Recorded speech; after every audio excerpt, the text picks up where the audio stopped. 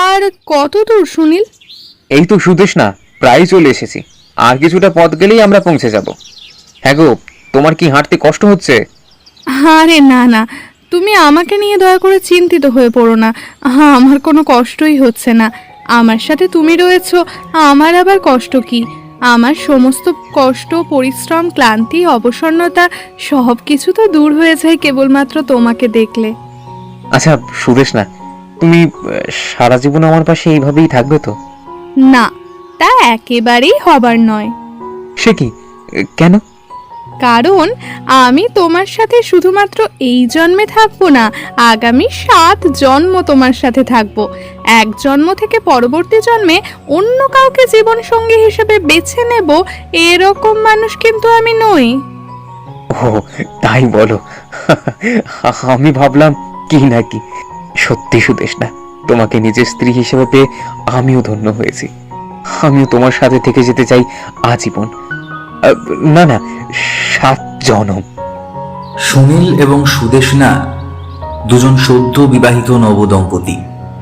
সুদেশনা ধনী পরিবারের মেয়ে, আর সুনীল ভীষণ গরিব, এক সামান্য মধ্যবিত্ত পরিবারের ছেলে। কিন্তু ভালোবাসা এমন একটা জিনিস যা ধনী গরিব এই সমস্ত কিছুর ভেদাভেদ করে না। তাই তো সুদেশনা পরিবারের সকলের অমতে গিয়ে সমাজের ভয় কলঙ্কের কথা বিন্দু মাত্র না ভেবে সুনীলের হাত ধরে বেরিয়ে এসেছিল তাকে বিয়ে করে স্বামী হিসেবে পাওয়ার জন্য। তাদের বিয়ে হয়েছে প্রায় 1 মাসের কাছাকাছি। সুনীল শহরের কাছাকাছি একটি ছোট্ট কাজের ব্যবস্থাও করে নিয়েছে, আর সেই কারণেই তারা এক ভাড়া বাড়িতে থাকার উদ্দেশ্যে বের হয়েছে।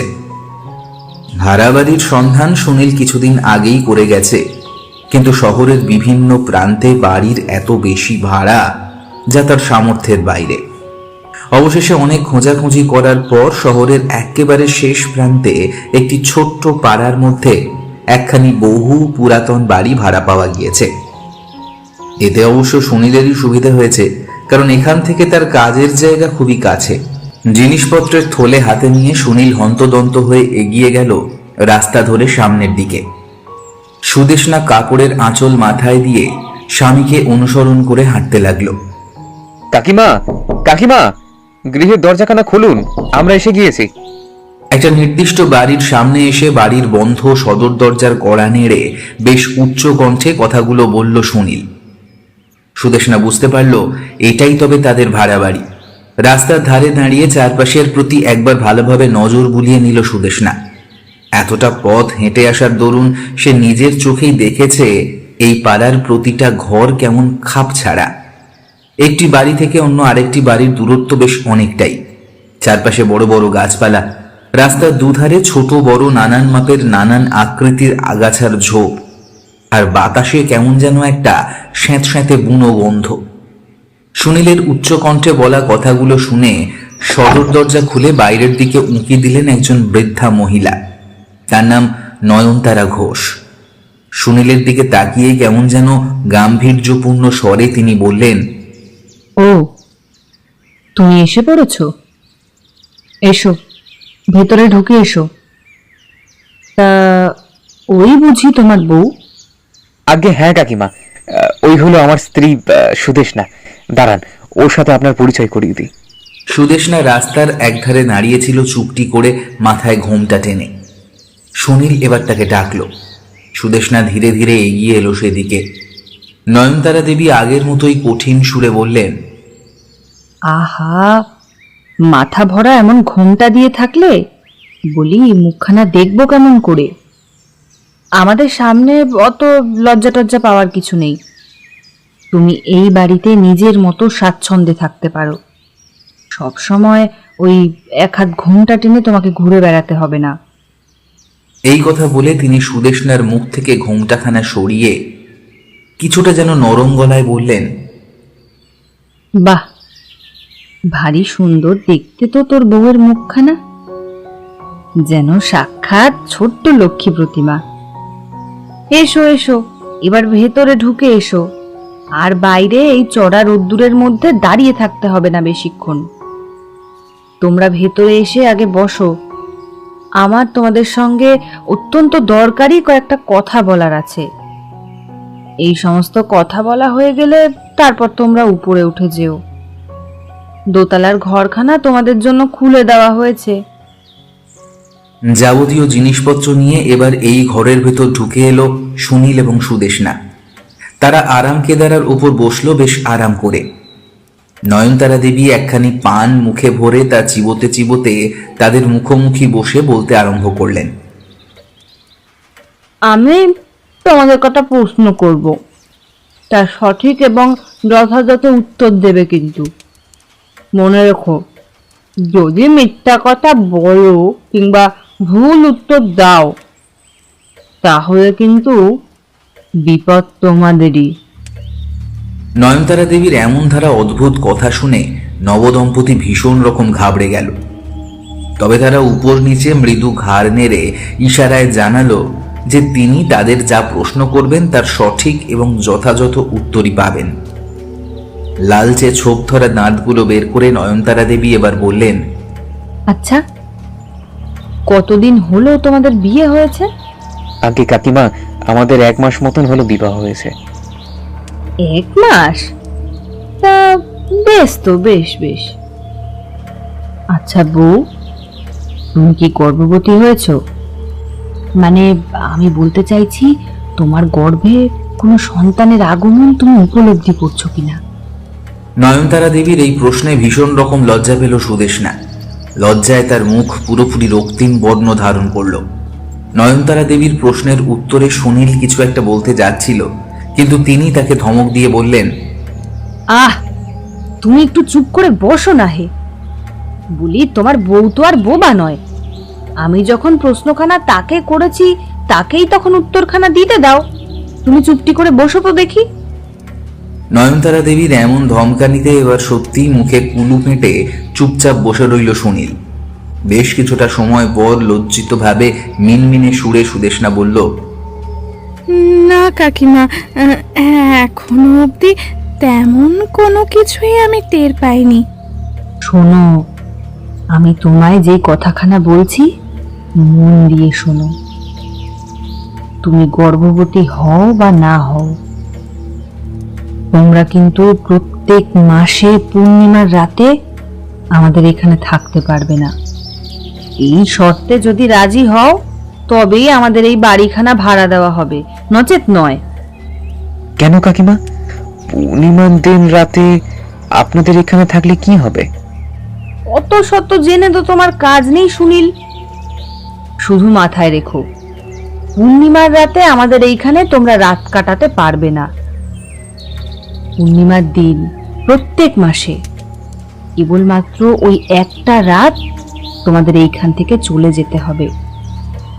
তারপর দিন সকাল হলেই তোমরা আবার ফিরে আসতে পারো, তাতে কোনো অসুবিধা নেই। কিন্তু ওই রাতটা এখানে থাকা চলবে না।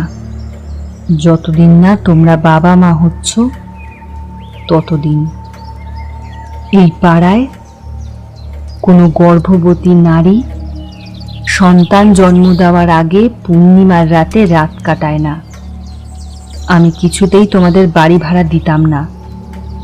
নেহাত আমার স্বামী অসুস্থ, আমার কিছু অর্থের প্রয়োজন রয়েছে, আর তুমিও সেদিন অনেক করে আমার কাছে অনুরোধ করেছিলে। তাই জন্যই তোমাদের কথা ভেবে আমি বাড়ি ভাড়া দিলাম। তবে হ্যাঁ, আরো একবার বলছি, কিন্তু পূর্ণিমার রাতে এই পাড়ায় কিন্তু তোমরা ভুলেও থাকবে না, তাহলে কিন্তু মহা সর্বনাশ ঘটে যাবে। যাও, আর তোমাদের কিছুই বলার নেই। তোমরা এবার দোতলায় উঠে যাও। অনেকটা পথ হেঁটে এসেছো, একটু বিশ্রাম করে নাও।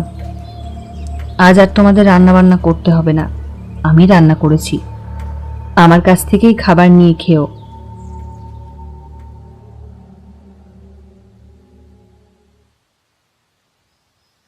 হ্যাঁ গো, আজ তোমার বাড়ি ফিরতে এতটা রাত হয়ে গেল যে? আরে সুদেষ্ণা, আর বলো না, কাজের বিপুল চাপ চলছে এখন, তাই জন্যই তো আজ এতটা রাত হয়ে গেল। ঠিক আছে, তুমি হাত পা ধুয়ে এসো, মুখে চোখে একটু ঠান্ডা জলের ছিটে দিও। আমি বরং তোমার জন্য খাবার নিয়ে আসছি। ভাড়া বাড়িতে মাঝে কেটে গিয়েছে বেশ কয়েকটা দিন। নয়নতারা দেবী তার স্বামীকে নিয়ে কিছুদিন আগে মেয়ের বাড়ি গিয়েছেন, তাই এত বড় একটা বাড়ির মধ্যে সম্পূর্ণ একলা ঘরের ভিতর বসেছিল সুদেষ্ণা, আর অধীর আগ্রহে অপেক্ষা করছিল তার স্বামীর ফিরে আসার জন্য। এতক্ষণে সুনীল ফিরে এলে সে যেন তার বুকের মধ্যে বল ফিরে পেল। রান্নাঘর থেকে খাবারের থালা হাতে নিয়ে সুদেষ্ণা সিঁড়ি বেয়ে উঠে আসতেই যাচ্ছিল, ঠিক এমন সময় ওর চোখ গেল বিশাল বড় কাঁচের জানলাটার দিকে। আর সেদিকে দৃষ্টি যেতেই চাঁদনি আলোয় সে যা দেখল তাতে তার বুক ধরাস করে লাফিয়ে উঠল। মাত্রাতিরিক্ত উত্তেজনায় তার শরীর থরথর করে কেঁপে উঠল। হাত থেকে খাবারের থালাটা প্রায় পড়েই যাচ্ছিল, কিন্তু কোনো রকমে সে নিজেকে সামলে নিল। কাঁচের জানলার বাইরে দাঁড়িয়ে রয়েছে কালো মতন কি যেন একটা বিভৎস অবয়ব। আবছা আলো অন্ধকারে তার মুখমণ্ডল সঠিকভাবে বোঝা না গেলেও দেহের গঠন এবং মাথার লম্বা লম্বা কেশরাশি দেখলেই পরিষ্কার বোঝা যায় যে এই অবয়ব আসলে কোনো এক নারীর। তার মাথার লম্বা চুলগুলো বাইরের সনসনে দামাল বাতাসের সাথে কালবৈশাখীর ঝড় চলাকালীন নারকেল গাছের মাথার মতন দুলতে আরম্ভ করেছে। তবে সবচেয়ে সাংঘাতিক যে জিনিসটা সেটা হলো তার দুটো চোখ। কাঁচের জানলার ওই পারে দাঁড়িয়ে থাকা অবয়বের বিভৎস টকটকে লাল দুটো চোখ দপদপ করে জ্বলছে আর নিচ্ছে ক্ষণে ক্ষণে। সেই চোখের যেন পাতা নেই, পলকহীনভাবে সে বুঝি তাকিয়ে রয়েছে এক দৃষ্টিতে সুদেষ্ণার দিকে। বাতাস থেকে কিছু একটার গন্ধ যেন নেওয়ার চেষ্টা করছে সে। এরপরেই সুদেষ্ণার কানে এলো একটা খিলখিলে অট্টহাসির মেয়েলি আওয়াজ। অপরিসীম ভয়ে সুদেষ্ণার হাত পা ঠক ঠক করে কাঁপতে শুরু করলো। দরদর করে ঘাম দিল। কোনো রকমে সে এক প্রকার দৌড়ে উপরে উঠে এসে খাবারের থালাখানা সুনীলের সামনে নামিয়ে রাখলো। এই নাও তোমার খাবার। এ কি সুদেষ্ণা, তোমার এ কি অবস্থা হয়েছে? এত ঘেমে গেছো, হাত পা ঠকঠক করে কাঁপছে, কি হয়েছে তোমার? তুমি কি কোনো কিছু দেখে ভয় পেয়ে গেছো? ও, আমারই ভুল। এত বড় বাড়িতে তোমায় একা এতক্ষণ রাখা আমার একেবারেই উচিত কাজ হয়নি। কিন্তু আমি যে নিরুপায় হয়ে এত রাত অবধি কাজ করতে বাধ্য হলাম। না না, কাল থেকে যদি এত রাত করে আমায় বাড়ি ফিরতে হয় তাহলে প্রয়োজন হলে আমি কাজ ছেড়ে দেব, কিন্তু তবুও তোমায় একলা থাকতে দেব না। সুদেষ্ণার বুকের মধ্যে যে দ্রুত হৃদস্পন্দনের সৃষ্টি হয়েছিল তা কিছুটা শান্ত হয়ে এলো। শাড়ির আঁচল দিয়ে কপালের ঘাম মুছল সে। জোরে জোরে কিছুটা শ্বাস নিতেই আগের থেকে অনেকটা স্বস্তি পেল। সুদেষ্ণা ভাবল অন্ধকারের মধ্যে নিশ্চয়ই ভুল দেখেছে সে। এই ভেবে সে সুনীলের কাঁধে হাত রেখে বলল, তুমি আমাকে নিয়ে এত চিন্তা করো না, আমি একেবারে সুস্থ আছি, স্বাভাবিক আছি। আর তুমি যদি কাজ ছেড়ে দাও তাহলে আমাদের কি হবে বলো তো? এখন তো আর কেবলমাত্র তুমি কিংবা আমি নই, আমাদের মধ্যে আরেকটা নতুন প্রাণ আসতে চলেছে যে। সুদেষ্ণার এই কথায় এবার সুনীলের ঠোঁটে চওড়া হাসি ফুটে উঠল। সে সুদেষ্ণাকে জড়িয়ে ধরে পেটের মধ্যে কান পেতে শোনার চেষ্টা করলো তাদের সন্তানের আওয়াজ।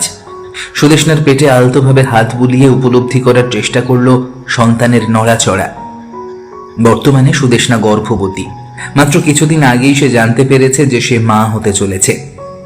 সুনীল খাবার খেতে খেতে গল্প করতে লাগলো, কিন্তু আচমকাই সুদেষ্ণা তাদের ঘরের বাইরের বিশাল জানলার দিকে মস্ত বড় আকাশের পানে চোখ যেতেই শিরদাঁড়া দিয়ে একটা কনকনে ঠান্ডা রক্তের স্রোত বয়ে গেল। সে সুনীলের উদ্দেশ্যে কাটা কাটা ভাবে জিজ্ঞেস করলো, আচ্ছা, আজ কি পূর্ণিমা? হ্যাঁ, আজ তো পূর্ণিমা। দেখছো না আকাশের বুকে কেমন মস্ত বড় গোল চাঁদ উঠেছে। সন্ধ্যা থেকে মেঘ করে থাকলেও এখন মেঘ কেটে গেছে, তাই জন্যই তো চাঁদের আলোয় ঝলমল করছে চতুর্দিক। কিন্তু কেন, কি হয়েছে বলো তো? তুমি ভুলে গেলে? নয়নতারা দেবী আমাদের বারবার করে বলে দিয়েছিলেন যে আমরা যেন পূর্ণিমার রাতে এই বাড়িতে, এমনকি এই পাড়ার মধ্যে অবধি না থাকি। আরে ধুর, তুমি ওই বৃদ্ধার কথায় এত গুরুত্ব দিয়েছো? আরে বাবা, তিনি বয়স্ক মানুষ, নিশ্চয়ই আমাদের এই কথা বলেছেন কোনো মন গড়া কুসংস্কার থেকে। আর তিনি তো এখন বাড়িতেও নেই, মেয়ের বাড়ি গিয়েছেন, তাহলে তার কথা ভেবে আর বিশেষ কাজ নেই। সুদেষ্ণা, অনেকটা রাত হয়ে গেছে, এত রাত অবধি জেগে থাকা তোমার জন্য এখন একেবারেই অনুচিত। তুমি এবার শুয়ে পড়ো। সুনীল বিষয়টাকে যতটা হালকাভাবে নিল, সুদেষ্ণা কিন্তু ততটা হালকাভাবে নিতে পারল না। তার মনের মধ্যে কেমন যেন একটা খচখচানি সৃষ্টি হলো। মাথার মধ্যে কেবলই ঘুরপাক খেতে লাগলো নয়নতারা দেবীর বলা সেই সতর্ক বাণী। সুনীলের কথা শুনে সে বিছানার মধ্যে উঠতেই যাচ্ছিল, এমন সময় আচমকা তার পায়ে ঠেকলো কি যেন একটা চটচটে তরল পদার্থ। নিচে মেঝের দিকে তাকাতেই সুদেষ্ণা একটা আর্তচিৎকার করতে যাচ্ছিল, কিন্তু কোনো রকমে সে নিজের দুহাত দিয়ে মুখ চাপা দিল। চাঁদের হলদেটে আলো জানলা দিয়ে এসে তীর্যকভাবে পড়েছে মেঝের উপর, আর সেই চাঁদনি আলোতেই সুদেষ্ণা দেখল নিচের মেঝের মধ্যে পড়ে আছে টকটকে তাজা লাল উষ্ণ রক্ত। সুদেষ্ণার বুকটা ধক করে লাফিয়ে উঠল। সে নিজের দুই চোখ দুবার ভালোভাবে ডলে নিয়ে পুনরায় তাকালো নিচের দিকে, কিন্তু না, এইবার আর কিছুই দেখতে পেল না। বিছানার মধ্যে উঠে মারাত্মকভাবে ভয়ে কুঁচকে গিয়ে সে বিছানায় চাদরটা টেনে নিয়ে শুয়ে পড়ল। কিন্তু তার মনে হলো অন্ধকারের মধ্যে থেকেই কে যেন খিলখিল করে হেসে উঠছে ভীষণ আনন্দের সঙ্গে।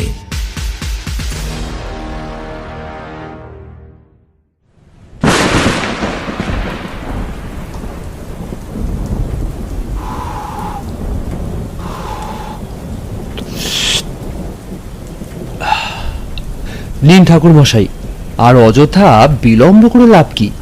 এবার তাহলে একখানা বেশ ভালো জমজমান গোছের গল্প বলে শোনান দেখি। তবে আজ আপনাকে কিন্তু একখানা ভয়ের কাহিনী বলতে হবে। এমন একটি ঘটনার কথা বলুন যা শুনে আমাদের পিলে যেন চমকে যায়, রাতের বেলায় বাইরে বের হতে রীতিমতো যেন ভয় পাই। সন্ধ্যার খানিক আগে আমি আর কিশোরী এসে উপস্থিত হলাম ঠাকুরমশাইয়ের গৃহে। ঠাকুরমশাই আমাদের পেলে সত্যিই অত্যন্ত আনন্দ পায়, তার আনন্দের যেন অন্ত থাকে না। তক্তপোষের উপর বসে বেশ জমিয়ে আড্ডা দিতে শুরু করলাম আমরা। ঠাকুরমশাইয়ের কন্যা চারি আমাদের জন্য গরম গরম চা আর সাথে করে সরিষার তেল, কাঁচা লঙ্কা, অঙ্কুরিত ছোলা ভিজে এবং সামান্য লবণ মেশানো মুড়ি মাখা দিয়ে গেল। আমরা আসার সময় ঠাকুরমশাইয়ের জন্য 20 পয়সার বিনিময়ে এক প্যাকেট সিগারেট কিনে এনেছিলাম। তা ঠাকুরমশাইয়ের হাতে দিতেই তিনি প্রসন্নের হাসি হাসলেন। সিগারেটের প্যাকেট খুলে একটা সিগারেট বার করে ঠোঁটের 2 ফাঁকে গুঁজে ফস শব্দে দেশলাই কাঠি জ্বালিয়ে আগুন ধরালেন। চায়ের পেয়ালায় সামান্য ফোঁ দিয়ে তাতে চুমুক বসিয়ে কথাগুলো বলল কিশোরী। আহ কিশোরী, তোমাকে না কত করে বলেছি যে আমার বলা কাহিনীকে তুমি মোটেও গল্প বলবে না। আমি তোমাদের আজ অবধি যা সমস্ত কিছু বলেছি তার একটা বানিয়ে বলা কিংবা অলিক কল্পনার ভিত্তিতে নির্ভরশীল কোনো নিছক মন গড়া কাহিনী নয় হে। সেই সমস্ত আমার সাথে অতীতে ঘটেছিল। এখন যদি তোমরা সেই সমস্ত জায়গায় যাও তাহলেই জানতে পারবে সেই ঘটনার সত্যতা আসলে কতখানি। আহা ঠাকুরমশাই, আপনি কিশোরীর কথা কেন শুনছেন বলুন তো? ওর কথা বাদ দিন, আপনি আজ আমাদের একখানা ভয়ের কাহিনী বলুন। একেবারে যাকে বলে হাড় হিম করা ভয়। আষাঢ় মাসের এমন ভরা বৃষ্টির সন্ধ্যায় ভূতের গল্প হলে কিন্তু বিষয়টা একেবারে জমে যাবে। আমার এই কথা শুনে ঠাকুরমশাই এবার কিছুটা শান্ত হলেন। তিনি কেমন যেন নিষ্পলক দৃষ্টিতে তাকিয়ে রইলেন বাইরের পরিবেশের দিকে। ইতিমধ্যেই চারপাশ পুরোপুরি ছেয়ে গেছে নিকষ কালো অন্ধকারের চাদরে। মুষলধারে বিরামহীনভাবে বৃষ্টি হয়ে চলেছে একটানা। অনবরত বৃষ্টিপাতের ঝমঝম শব্দ ছাড়া আর কোনো শব্দই আমাদের কানে এসে পৌঁছাচ্ছে না। মাঝে মধ্যেই কালো আকাশের বুক ফালা ফালা করে দিয়ে ঝলসে উঠছে ইন্দ্রদেবের তরবারি। মুহুর্মুহু বজ্রপাতের শব্দে যেন কেঁপে উঠছে ধরণী। ঠাকুরমশাই বেশ কিছুটা সময় ভাবনা চিন্তা করার পরে বললেন, তোমরা আজ আমার কাছে আবদার করেছো একখানি বেশ ভয়ের হাড় হিম করা ভৌতিক কাহিনী শোনার। তোমাদের ইচ্ছা অনুযায়ী আজ ঠিক তেমনই একটা ঘটনার কথা তোমাদের বলবো। তবে হ্যাঁ, যে ঘটনার কথা তোমাদের আজ বলতে চলেছি তা শুনে তোমরা সেই ঘটনাকে গল্পের আকারে উপভোগ করলেও বাস্তবে যেই দম্পতির সাথে ঘটেছিল তাদের অবস্থা বড়ই শোচনীয় হয়ে পড়েছিল হে। আসলে পরিস্থিতি এমনই একটি জিনিস যে পরিস্থিতিতে সেই মানুষটি দাঁড়িয়ে থাকে সেই ব্যক্তি আসলে বোঝে সেই পরিস্থিতি ঠিক কতটা কঠিন, কতটা ভয়ানক। নিজের পরিস্থিতিতে দাঁড়িয়ে অন্যের পরিস্থিতি বিচার করা একেবারেই কঠিন কাজ। তাই তোমাদের এখন আজকের বলা এই কাহিনী শুনে গল্প মনে হলেও, তোমরা রোমহর্ষক রোমাঞ্চিত হলেও, বাস্তবে যাদের সাথে ঘটেছিল তাদের অবস্থা কিন্তু অত্যন্ত শোচনীয় হয়ে পড়েছিল। ঠাকুরমশাইয়ের বলা কথা শেষ হতে না হতেই দেওয়ালের মধ্য থেকে একটা টিকটিকি টিকটিক করে ডেকে উঠল। আমাদের মনে হলো টিকটিকিটা টিকটিক নয়, যেন ঠিক ঠিক বলল। চারি একখানা ছোট্ট টিমটিমে লণ্ঠন রেখে গিয়েছে তক্তাপোষের ঠিক নিচে। লণ্ঠনের আবছা মৃদু সোনালি আলো ছড়িয়ে পড়েছে চতুর্দিকে, সুতরাং সমগ্র জায়গা জুড়েই একটা আলো অন্ধকারের পরিবেশ সৃষ্টি হয়েছে। ঠাকুরমশাইয়ের মুখখানি কেমন যেন অদ্ভুত রহস্যময় ঠেকছে এহেন অল্প আলোয়। ঠাকুরমশাই অবশিষ্ট সিগারেটের ফিল্টারটুকু ছাইদানি হিসেবে ব্যবহৃত নারকেলের আধ ভাঙা মালায় গুঁজে দিয়ে পুনরায় বলতে শুরু করলেন সেই ঘটনার কথা।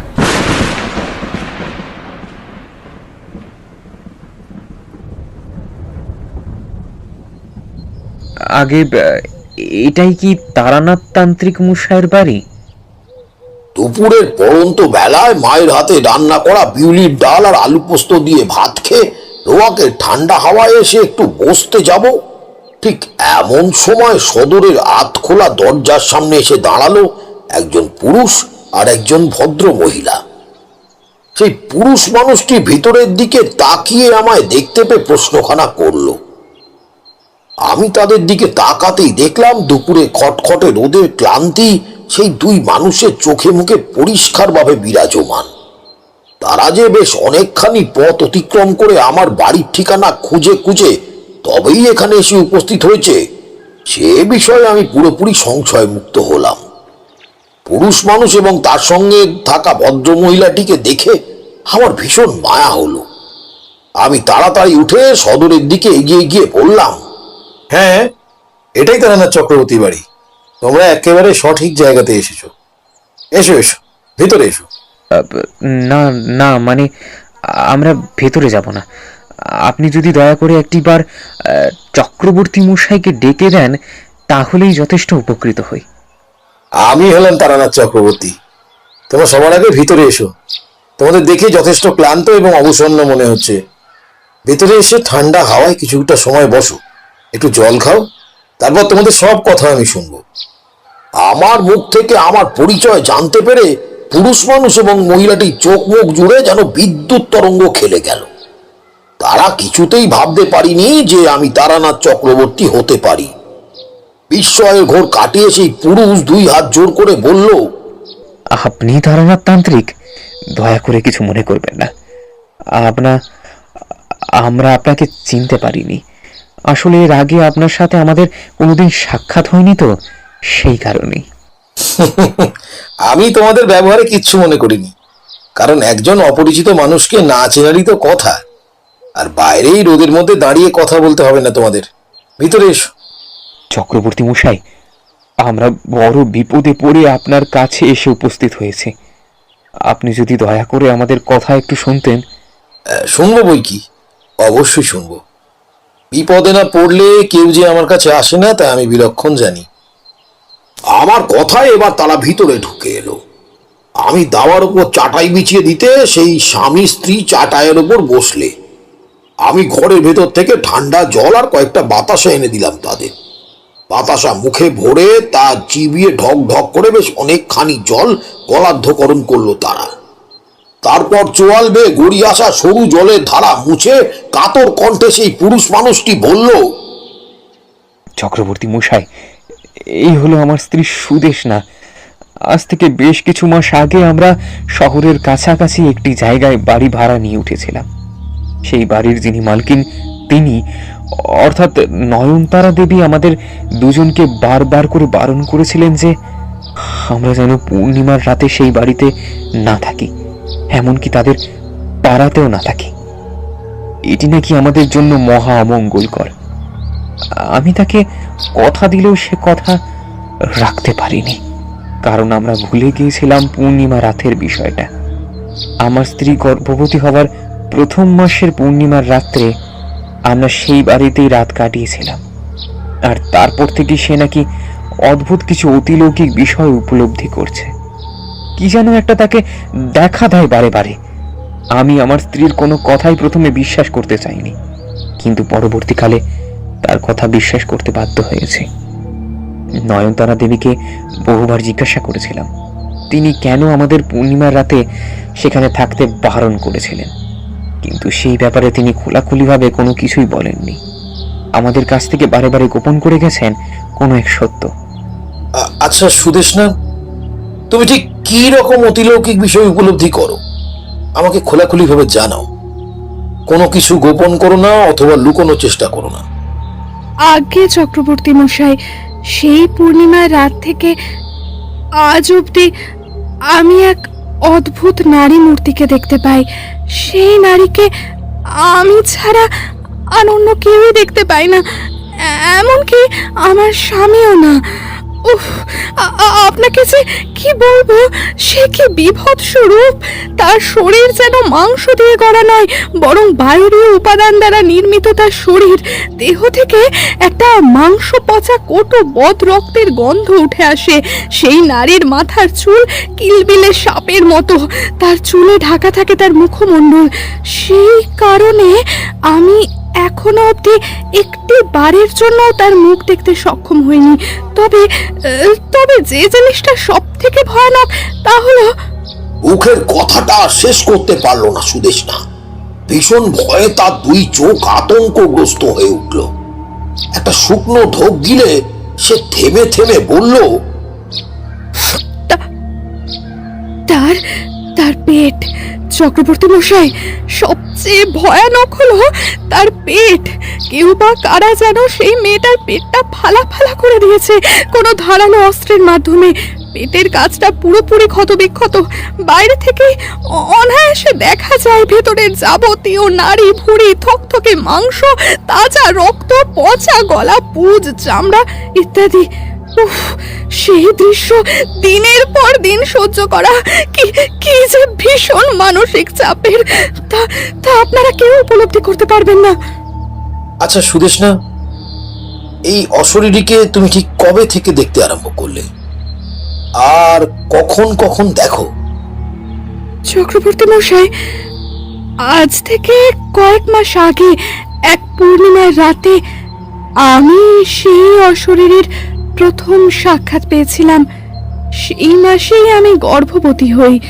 সেই দিন বাড়িতে নয়নতারা দেবী কিংবা তার স্বামী ছিলেন না, ছিলাম কেবলমাত্র আমরা দুজন। আমার স্বামীর কাজ থেকে ফিরে আসতে অনেকটাই রাত হয়ে গিয়েছিল। রাতের বেলায় খাবার বাড়তে গিয়ে আমি প্রথম তাকে দেখেছিলাম জানলার কাঁচের অপর প্রান্তে দাঁড়িয়ে থাকতে। তবে তখন বিষয়টা মনের ভুল ভেবে উড়িয়ে দিয়েছিলাম। এরপর থেকে যত দিন গেছে ততই আমি বুঝতে পেরেছি যে যে আমার একেবারেই মনের ভুল নয়, সত্যি বাস্তবে ওই অশরীরের অস্তিত্ব আছে এবং সে প্রতি রাতে মাঝে মধ্যে আমার কাছে আসে, বিশ্রীভাবে আমার দিকে নজর দেয়। না না না, নজর বললে হয়তো ভুল করা হবে, কুনজর কুনজর। সে মারাত্মক রকমের জঘন্য কুনজরে তাকিয়ে থাকে আমার পেটের দিকে। অশরীরের লোভ যেন আমার গর্ভে থাকা সন্তানের প্রতি। আমার দিকে এগিয়ে আসে আর খিল খিল করে হাসে। আমি ভয়ে কুঁকড়ে যাই, আমার সারা শরীরে শিহরণের বন্যা বয়ে যায়, গায়ে কাঁটা দিয়ে ওঠে। আমি দু চোখ বন্ধ করে নিতেই বুঝতে পারি অদৃশ্য ধারালো নখরযুক্ত দুটো হাত আমার পেটের মধ্যে ক্রমাগত আঙুল বোড়াতে আরম্ভ করেছে।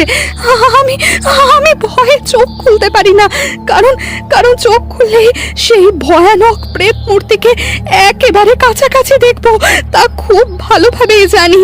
আমার গর্ভের সন্তানের জন্য ভীষণ চিন্তা হচ্ছে।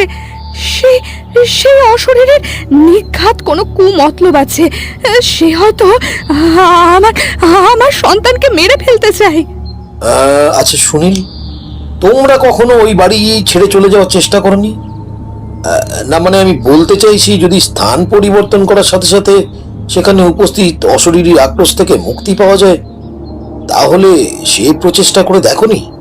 কি আর বলবো চক্রবর্তী মশাই, এই বিষয়ে আমি নয়নতারা দেবীর সাথে কথা বলেছিলাম।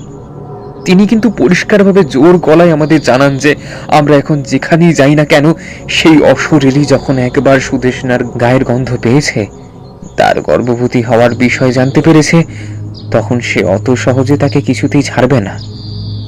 আমরা এই পৃথিবীর যে প্রান্তে গিয়ে উপস্থিত হই না কেন, সেখানেও এই অশরীরী উপস্থিত হবে। নয়নতারা দেবী আরো একটি কথা আমাদের জানিয়েছেন চক্রবর্তী মশাই, সুদেষ্ণার নাকি 7 মাস গর্ভবতী অবস্থায় তার প্রাণ সংশয় দেখা দেবে। আপনি বুঝতে পারছেন চক্রবর্তী মশাই বিষয়টা ঠিক কতখানি সাংঘাতিক? ভয়ে আমাদের হাত পা ঠান্ডা হয়ে যাচ্ছে। সুদেষ্ণার 7 মাসের গর্ভবতী হতে আর বেশি সময় মোটে বাকি নেই। আমার ভীষণ চিন্তা হচ্ছে সুদেষ্ণা এবং আমাদের আগত সন্তানের কথা ভেবে। চিন্তা করে কোনো কাজের কাজ হবে না সুনীল, তা চিন্তা করে লাভ নেই। তার থেকে এই সমস্যার সমাধান সম্পর্কে ভাবতে হবে।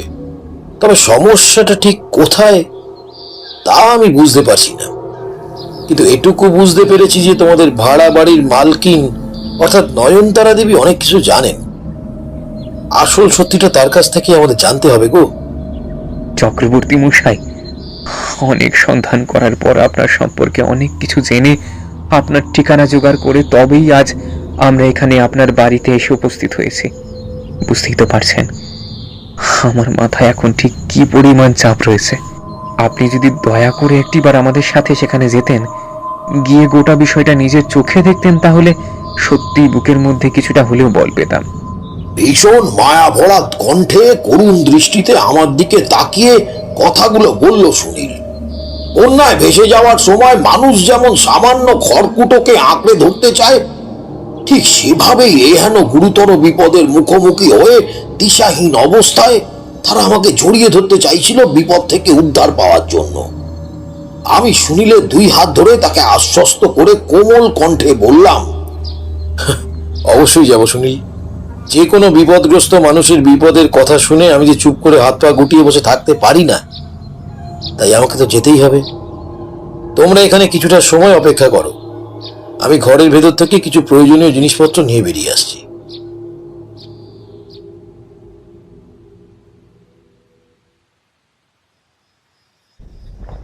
সুনীলদের থাকার ঘরখানা খুব একটা বড় না হলেও নিতান্ত ছোট বলা চলে না।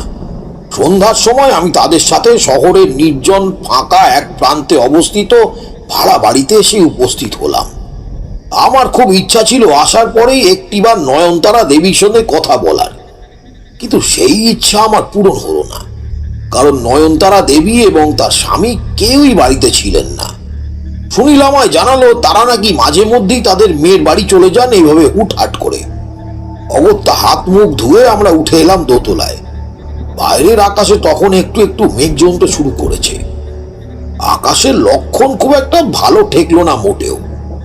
এরপর যা আন্দাজ করেছিলাম তাই হলো। খানিকটা সময় যেতে না যেতেই কিছুক্ষণ প্রবল ভাবে ঝড়ো সঞ্চনে বাতাস বইতে আরম্ভ করলো। তারপরে মুষলধারে শুরু হলো বৃষ্টিপাত। আমি সুনীল আর সুদেষ্ণা বসেছিলাম ঘরের মধ্যে। হঠাৎ করে নিস্তব্ধতা ভেঙে সুদেষ্ণা বলে উঠল, চক্রবর্তী মশাই, আপনি বরং বসুন, আমি আপনাদের জন্য একটু চা করে নিয়ে আসি। আরে না না সুদেষ্ণা, আমাকে নিয়ে তো ব্যতিব্যস্ত হয়ে পড়ার বিন্দুমাত্র কিছু নেই। তাছাড়া তোমার এই শরীরে এখন একলা নিচে নেমে চা করে আনতে হবে না, তুমি চুপটি করে এখানেই বসো। আমার কথা শুনে সুদেষ্ণা এবার সেখানেই চুপটি করে বসে রইল। আমি আর সুনীল নিজেদের মধ্যে নানা বিষয়ে গল্প গুজব করছিলাম, কিন্তু হঠাৎ করেই আমার চোখ গেল অন্ধকারে নিমজ্জিত ঘরের একটা কোণে। সেই কোণের দিকে তাকাতেই আমার বুকটা ধড়াস করে লাফিয়ে উঠল। বাতাসের মধ্যে কেমন যেন একটা পচা রক্ত মাংসের দুর্গন্ধ, সেটা আমি তীব্রভাবে পেলাম, যা এতক্ষণ ছিল না। সেই অন্ধকারের মধ্যে দাঁড়িয়ে রয়েছে একটা কালো ছায়া মূর্তি। সুদেষ্ণা আমায় ঠিক যেমন বর্ণনা দিয়েছিল সেই অশরীরীকে হুবহু সেরকমই দেখতে। সেই ছায়া মূর্তির মাথায় লম্বা লম্বা কালো চুল ঝালরের মতো নেমে এসে তার মুখ ঢেকে দিয়েছে, ঘাড় কিছুটা কাত করা বাম দিকে। আর দুই হাতে বড় বড় ধারালো নখ বিদ্যমান। তবে সব থেকে ভয়ের জিনিসটা যেটা হলো, সেটা সেই অশরীরী জঠর। সেই প্রেত মূর্তির বুকের নিচে পেটের অংশটা পুরোপুরি ফালা ফালা করে কাটা। যে অংশ থেকে কিছু যেন একটা খুবলে তুলে নিয়েছে কেউ। যে অশরীরী ধীরে ধীরে ক্রমশ এগিয়ে যাচ্ছিল সুদেশনার দিকে। আমি এক লাফ দিয়ে সেখানে গিয়ে বিড় করে একটা শক্তিশালী মন্ত্র পড়ে বাতাসে ফোঁ দিতেই সে মিলিয়ে গেল। কি হলো চক্রবর্তী মশাই? আপনি এরকম ভাবে লাফিয়ে ওই অন্ধকার কোণের দিকে গেলেন কেন? সুনীল, আমি এইমাত্র সেই ভয়ানক অপশক্তির দর্শন পেলাম। সে এখানেই দাঁড়িয়েছিল এবং প্রবল আক্রোশের সাথে সে যেন ঝাঁপিয়ে পড়তে যাচ্ছিল তোমার স্ত্রীর উপর। আপনি কি কথা বলছেন চক্রবর্তী মশাই? আপনি তাকে দেখতে পেয়েছেন? কিন্তু ওই ভয়ানক অপশক্তিকে আমার স্ত্রী ছাড়া যে আজ অব্দি আর কেউই দেখতে পায়নি, এমনকি আমিও না। আমি তাকে দেখতে পেয়েছি, কারণ সেই ক্ষমতা আমার রয়েছে। তবে সেটা মোটেও চিন্তার কথা নয় সুনীল। চিন্তার বিষয় হলো, সে কিন্তু আজ তোমার স্ত্রীর ওপর আক্রমণ করার চেষ্টা করছিল। আমার মন বলছে সুদেশনার উপর ঘনিয়ে আসতে চলেছে ভয়ানক কোনো বিপদ। নয়নতারা দেবী বলেছিলেন না যে 7 মাস চলাকালীন তার প্রাণ সংশয় দেখা দেবে? তুমি তো আজকেই বললে যে সুদেশনার 7 মাসের গর্ভবতী হতে আর মাত্র কিছুদিন বাকি। আমাদের কিছু একটা অবিলম্বে করতে হবে সুনীল, নাহলে সত্যি কোনো একটা বড়সড় বিপদ ঘটে যেতে পারে। কিন্তু এবার আমরা কি করব চক্রবর্তী মশাই? এই পরিস্থিতিতে আমাদের ঠিক কি করণীয়? আপাতত আজ রাতে আমি খুব ভালোভাবে সুদেশনার গাত্র বন্ধন করে দিচ্ছি, ফলে এই অশরীরই তার বিন্দুমাত্র ক্ষতি সাধন করতে পারবে না। কিন্তু কাল সকালের আলো ফুটলেই তোমাকে আর আমাকে একটিবার নয়নতারা দেবীর কাছে যেতেই হবে। তিনি কিন্তু অনেক কিছু জানেন। আমাদের আসল সত্যিটা জানতেই হবে, তা না হলে এই অশরীরীকে ধ্বংস করা কিছুতেই সম্ভব নয়। আচ্ছা সুনীল, তুমি নয়নতারা দেবীর মেয়ের বাড়ির ঠিকানা জানো? আগে হ্যাঁ চক্রবর্তী মশাই, আমি জানি তার মেয়ের বাড়ি কোনখানে। বেশ বেশ, তাহলে তো আর চিন্তার কিছু নেই। আজ রাতে তাড়াতাড়ি খাওয়া দাওয়া করে ঘুমিয়ে পড়ো। কাল খুব সকাল সকাল আমরা রওনা দেব তার মেয়ের বাড়ির উদ্দেশ্যে। আমার মন বলছে অশরীরীর অতীত ইতিহাস সম্পর্কে অনেক কিছু জানেন সেই বৃদ্ধা, আর সেই সমস্ত কিছু আমাদের জানতেই হবে।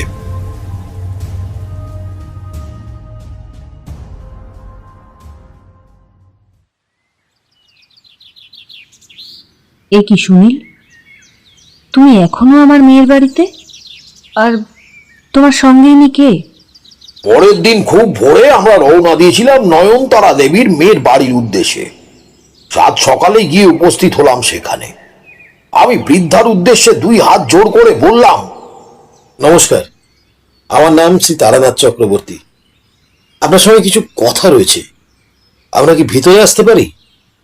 বৃদ্ধা কঠিন দৃষ্টিতে আমার দিকে তাকিয়ে যেন আমায় আপাদ মস্তক ভালোভাবে জরিপ করে নিলেন। তারপরে মুখে পান চিবোতে চিবোতে তিনি বললেন, ব্রাহ্মণ মানুষ বাড়ির চৌকাঠের গোড়ায় এসে দাঁড়িয়েছে, আর আমি কিনা তাকে ফিরে যেতে বলবো? বলেই এ আবার কিরকম কথা? হ্যাঁ, আসুন, ভেতরে আসুন। আমি আর সুনীল এবার ঢুকে এলাম ঘরের ভিতরে।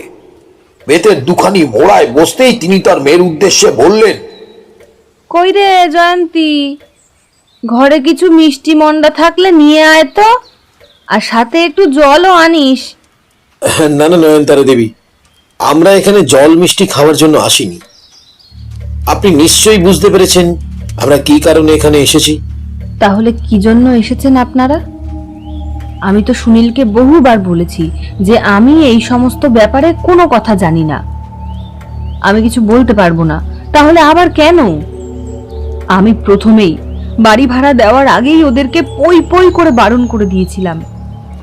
কেবলমাত্র একটা সতর্কতা ছিল, কিংবা বলতে পারেন শর্ত দিয়েছিলাম, যে ওরা যেন শুধুমাত্র পূর্ণিমার রাতে আমাদের বাড়িতে না থাকে। আপনি বিশ্বাস করুন, আপনি ব্রাহ্মণ মানুষ, আমি আপনাকে মিথ্যে কথা বলবো না।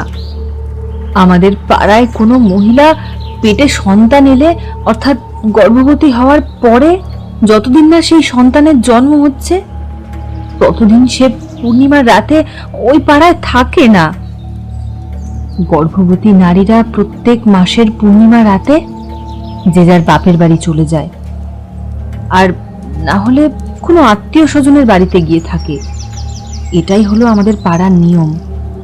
কিন্তু সেই নিয়ম লঙ্ঘন করেছে সুনীলের স্ত্রী সুদেষ্ণা।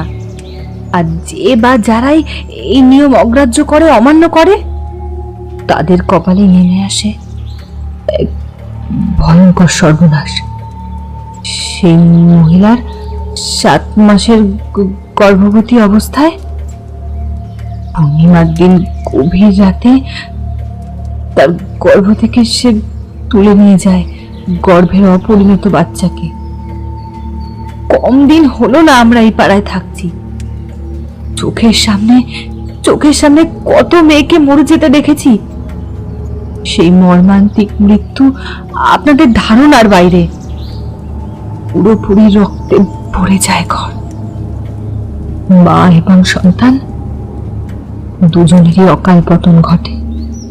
দেখুন নয়নতারা দেবী, আপনি নিশ্চয়ই চান যে আপনার পাড়ায় যে ভয়ানক অপশক্তি দীর্ঘদিন ধরে রয়েছে, যার কারণে গর্ভবতী মহিলারা শান্তিতে সেখানে বসবাস করতে পারে না।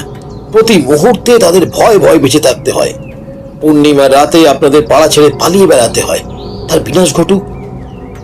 আজ সুদেষ্ণার জায়গায় যদি আপনার নিজের মেয়ে থাকতো, তাহলেও কি আপনি একইভাবে মুখ বন্ধ করে রাখতে পারতেন? দয়া করে আপনি যা জানেন সেই অশুভ শক্তি সম্পর্কে আমাকে তা বলুন।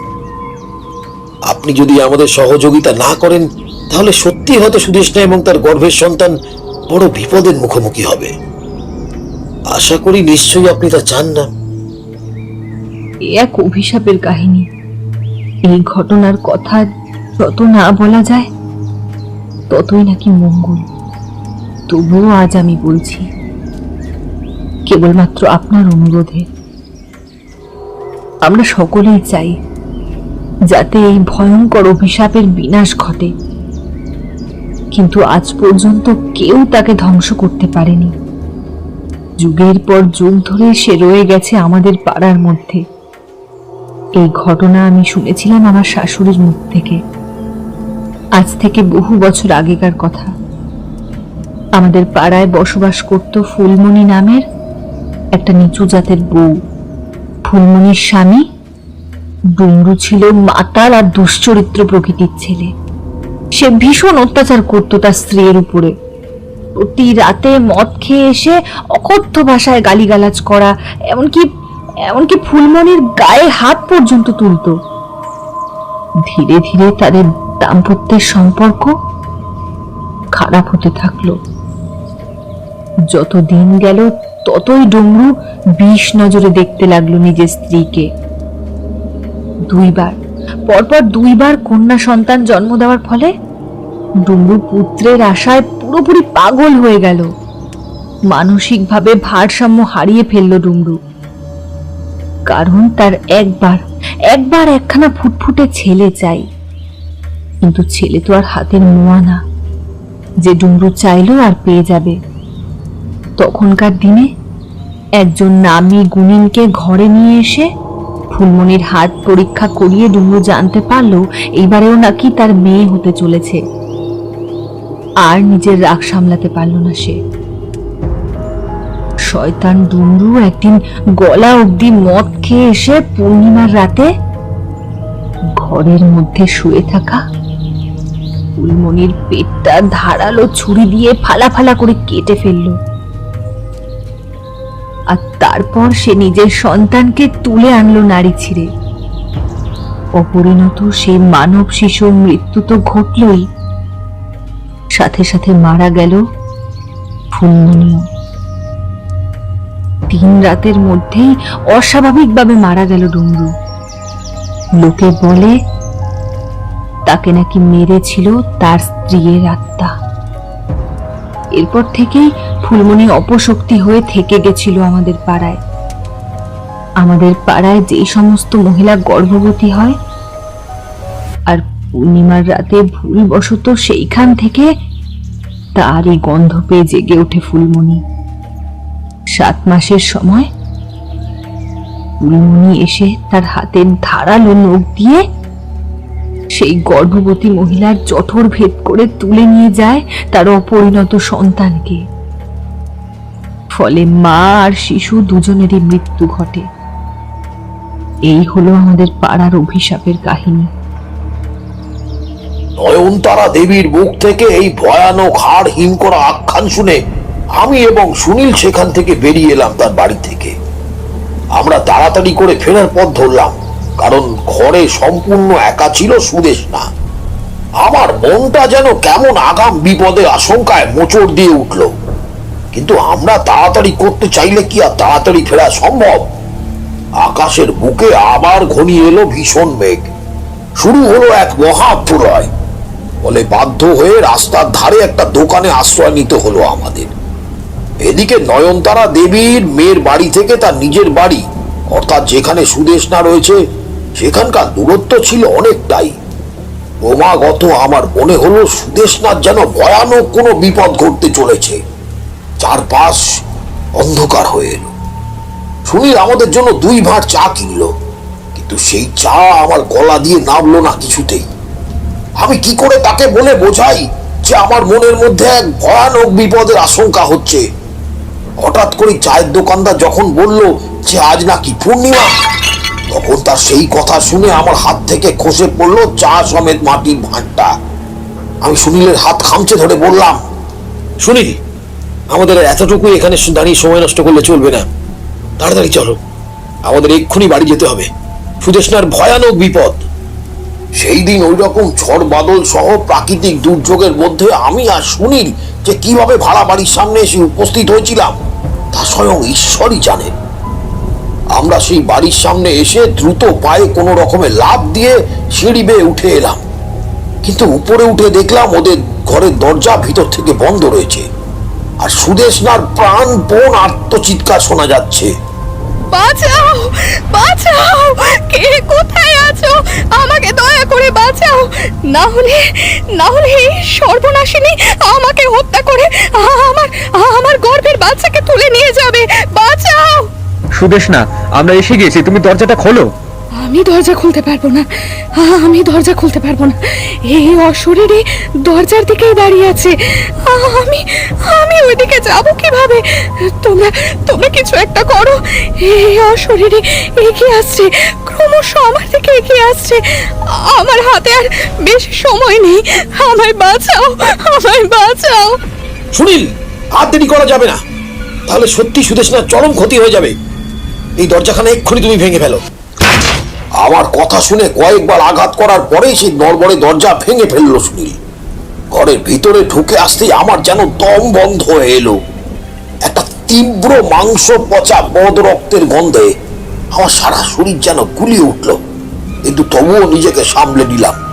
আমি দেখলাম সে বিভৎস প্রেত মূর্তি ক্রমাগত এগিয়েছে সুদেশনার দিকে, আর তার দৃষ্টি পুরোপুরি ভাবে নিবদ্ধ রয়েছে সুদেশনার জঠরের প্রতি। তুমি কোনো ভয় পেও না সুদেশনা, আমরা এসে গিয়েছি, আর তোমার কোনো ক্ষতি করতে পারবে না এই অপশক্তি। তোমার গর্ভের সন্তানকে কিছুতেই সে তার নিজের শিকারে পরিণত করতে পারবে না। আমি রক্ষা করব তোমায়। আপনি এসেছেন চক্রবর্তী মশাই, তুমি এসেছো গো। আমি নিজেকে ভীষণভাবে নিরুপায় মনে করছিলাম। তোমরা দেখতে পাচ্ছ কিনা জানি না, কিন্তু আমি দেখতে পাচ্ছি এক ভয়ানক অশরীরী ক্রমাগত এগিয়ে আসছে আমার দিকে। সে আমার পেটের মধ্যে থাকা সন্তানকে শেষ করে দিতে চায়। তার মতলব আমি ভালোভাবেই বুঝতে পেরেছি। তুমি ভেবো না সুদেশনা, আমিও সেই অপশক্তিকে দেখতে পাচ্ছি, কিন্তু সে আজ কিছুতেই তোমার ক্ষতি করতে পারবে না। আজ পূর্ণিমার রাত, তুমি 7 মাসের গর্ভবতী। ঠিক এইরকম অবস্থাতেই ফুলমণিকে শেষ করে দিয়েছিল তার স্বামী, কিন্তু সে তার সাথে হওয়া অন্যায় শাস্তি দিয়ে বহুকাল আগেই মেরে ফেলেছে ডুমরুকে। কিন্তু এতদিন ধরে এত নিরীহ মেয়েদের এইভাবে হত্যা করার তার কোনো অধিকার নেই। সে উন্মাদ হয়ে গিয়েছে। তাই জন্যই তো যুগের পর যুগ, কালের পর কাল এই স্থানে রয়ে গেছে, আর বিভিন্ন গর্ভবতী নারীকে তার মতো অবস্থা করছে। কিন্তু এরপর সে আর কোনো নারীর ক্ষতি করতে পারবে না। কোনো গর্ভের সন্তান পৃথিবীর আলো দেখার আগে শেষ হয়ে যাবে না, এই প্রতিজ্ঞা আমি করছি। বীর দর্পে কথাগুলো তো বলে দিয়েছিলাম, কিন্তু সেই রকম জটিল পরিস্থিতিতে আমার মাথা আর কাজ করলো না। অথচ হাতে আর একটুও সময় নেই। আমি সমানে দেখতে পাচ্ছি যে সেই অপশক্তি ক্রমাগত এগিয়ে যাচ্ছে সুদেশনার দিকে। এরপরেই আমার মাথায় এলো মধুসুন্দরী দেবীর কথা। আমি ভেবে দেখলাম, যখনই আমি কোনো না কোনো বিপদের সম্মুখীন হয়েছি, তিনিই তো প্রত্যেকবার আমাকে সেই বিপদ থেকে উদ্ধারের উপায় বলে দিয়েছেন। এবারেও তার ব্যতিক্রম হবে না নিশ্চয়ই। আমি মনে মনে মধুসুন্দরী দেবীকে স্মরণ করলাম। আমি বুঝতেই পারছিলাম না এই পরিস্থিতিতে দাঁড়িয়ে আমার ঠিক কি করা উচিত। হঠাৎ এমন সময় দেখলাম আমার গলার মধ্যে থাকা পদ্মবীজের মালা থেকে কেমন যেন সাদাটে আলোর রশ্মি বেরোতে লাগলো। আমি বুঝতে পেলাম মধুসুন্দরী দেবী আমাকে সংকেত দিয়েছেন এই পদ্মবীজের মালা ভীষণ রকমের শুভ শক্তি সম্পন্ন। তাই এই মালা দিয়েই সম্ভব এই প্রেত মূর্তিকে ধ্বংস করা। গলার মধ্যে থেকে পদ্মবীজের মালা খুলে আমি লাফিয়ে সেই প্রেত মূর্তির দিকে এগিয়ে গিয়ে সেই পদ্মবীজের মালা ছুড়ে দিলাম তাকে লক্ষ্য করে। অশরীরীর গায়ে মালা স্পর্শ করা মাত্রই সে বিকট চিৎকার করে লুটিয়ে পড়লো মেঝের ওপর। তারপর তার বায়বীয় উপাদান দ্বারা নির্মিত শরীরটা আস্তে আস্তে মিলিয়ে গেল বাতাসের মধ্যে। আমি বুঝতে পারলাম বিপদের কালো মেঘ কেটে গেছে। সুদেশনা এখন পুরোপুরি সুরক্ষিত। আর শুধুমাত্র সুদেশনাই নয়, এই পাড়ার প্রতিটা নারী এখন অভিশাপ মুক্ত। যুগের পর যুগ ধরে থেকে যাওয়া এক অতৃপ্ত প্রেতাত্মা মুক্তি পেয়েছে অবশেষে। সুদেশনা, সুদেশনা, তুমি ঠিক আছো তো? আগে হ্যাঁ চক্রবর্তী মশাই, আমি ঠিক আছি। সুনীল, তুমি তাড়াতাড়ি সুদেশনার জন্য একটু জল আনো তো। ওকে দেখে একেবারেই ভালো ঠেকছে না আমার। ওর মন ও শরীরের উপর দিয়ে বড় ধকল গিয়েছে। একটু জল খাওয়াও দ্রুত। আমার কথা শুনে সুনীল এক গ্লাস জল নিয়ে দৌড়ে গেল স্ত্রীর দিকে। ঢক ঢক করে গ্লাসের সবটুকু জল খেলো সুদেশনা। তারপর তারপর মারাত্মক ভয় জড়িয়ে ধরলো স্বামীকে। সুনীল আমার দিকে তাকিয়ে দুই হাত জোড় করে সজল নেত্রে বলল, আপনাকে যে কি বলে ধন্যবাদ জানাবো চক্রবর্তী মশাই, সে ভাষাই আমি খুঁজে পাচ্ছি না। সত্যি আপনি আজ যদি না থাকতেন, তাহলে হয়তো আমি আমার স্ত্রী আর তার গর্ভে থাকা আমাদের সন্তান কাউকে জীবিত অবস্থায় ফিরে পেতাম না। আপনাকে অসংখ্য অসংখ্য ধন্যবাদ। ঈশ্বর আপনাকে হাজার বছর আয়ু দিন, এইভাবেই বিপদগ্রস্ত মানুষদের বিপদ থেকে রক্ষা করার জন্য। আমাকে ধন্যবাদ দেওয়ার কিচ্ছু নেই। আমি যা করেছি সেটা আমার কর্তব্য ছিল। ঈশ্বর যেন তোমার সন্তানকে সুস্থ স্বাভাবিক অবস্থায় এই পৃথিবীর বুকে নিয়ে আসেন, এই প্রার্থনা করি। বাহ ঠাকুর মশাই, আপনার গল্প দুর্দান্ত লেগেছে। তাহলে এইভাবেই আপনি ওই প্রেতাত্মার বিনাশ ঘটিয়েছিলেন?